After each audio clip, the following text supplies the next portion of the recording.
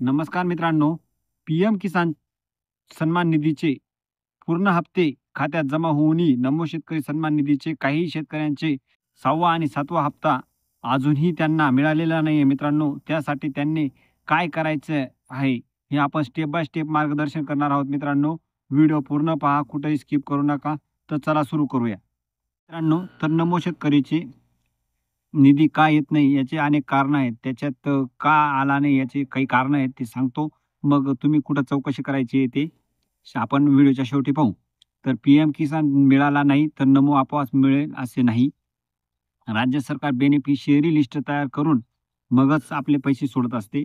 शेतकऱ्यांनी आपले आधार card, IFSC आणि किंवा नाव मिसमॅच असेल तर हप्ता थांबतो. 3. तलाठी स्तरावर जर जमीन नोंदीची पडताळणी पूर्ण नसेल, तर राज्याचा निधी अडकळतो. 4. राज्य सरकारकडून निधी उशिरा रिलीज होणे किंवा अनेक वेळा हप्ते वेळेवर येत नाहीत. तर तुम्ही यासाठी काय करायचे ते पुढीलप्रमाणे मित्रांनो, कुठं चौकशी करायची आहे मित्रांनो पहिले.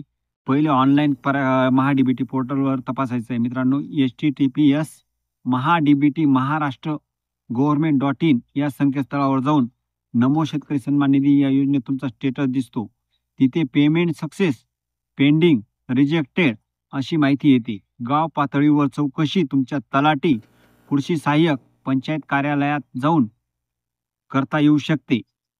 तर मित्रांनो, हा दुसरा मुद्दा होता गाव पातळीवर तलाठीचा.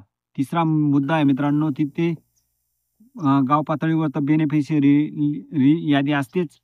जर तिथंही नाही चेक करता आलं तर आपल्या जिल्हा परिषद कृषी विभाग झेडपी ॲग्रीकल्चर ऑफिसमध्ये जाऊन चौकशी केली तर आपला हप्ता का अडकलेला आहे हे कळते. आणि चौथा महत्त्वाचा मुद्दा मित्रांनो, जर कधी तुम्हाला जर हे सर्व पर्याय नाही जमले तर एक हेल्पलाईन नंबर आहे मित्रांनो, टोल फ्री आहे. 1800 120 80 40 महा-डी-बी-टीचा नंबर आहे मित्रांनो. याच्यावर कॉल करून आमचा हप्ता का आला नाही याची चौकशी तुम्ही करू शकता. मित्रांनो, तर तुम्ही महा-डी-बी-टीचं पहिले स्टेटस चेक करा. आपला हप्ता रिजेक्टेड आहे का नाही, तरच आपण कॉल करा. तर तुम्हाला हा व्हिडिओ कसा वाटला कमेंटमध्ये नक्की सांगा.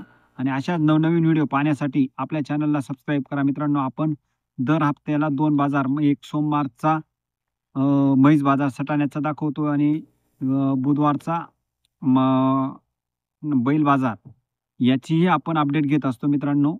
तर तुम्हाला हा व्हिडिओ कसा वाटला कमेंटमध्ये नक्की सांगा आणि आपल्या चॅनलला सबस्क्राईब करा आणि सपोर्ट करा मित्रांनो. धन्यवाद.